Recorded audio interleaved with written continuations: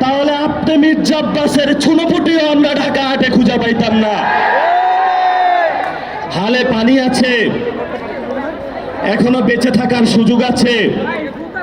ভদ্র হন, ভদ্র হতে শিখুন। আমরা সভ্য সমাজে বসবাস করি, অসভ্য আচরণ করবেন না। অসভ্য আচরণ যদি করেন, কিভাবে আপনাকে সভ্য করতে হয়, আপনাদেরকে সভ্য করতে হয়, এটা আমাদের ভালো করে জানা আছে। ওরা আমাদের ভয় দেখায়, আমরা এক আল্লাহ ছাড়া কারো কাছে ভয় পাই না।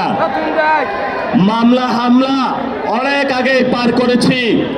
শেখ হাসিনার আমলে রিমান্ডে নিয়ে আমাকে মাথা নিচের দিকে দিয়ে পা উপর দিকে দিয়ে সারা রাত নির্যাতন করেছিল, কখনো আপোষ করার চেষ্টা করি নাই।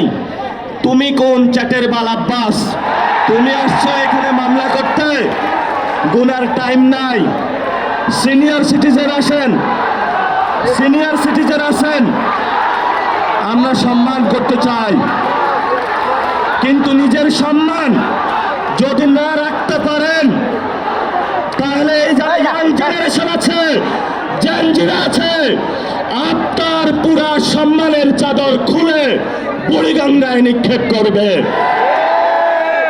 আমরা ধৈর্য ধারণ করতেছি, আমরা শান্তিতে বিশ্বাস করি, আমরা গণতন্ত্রে বিশ্বাস করি।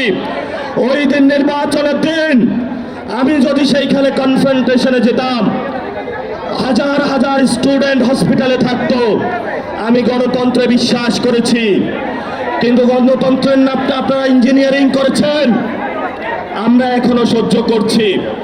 দ্রুত রিফর্ম অ্যাসেম্বলি করেন, দ্রুত বাংলাদেশের সংস্কার বাস্তবায়ন করেন।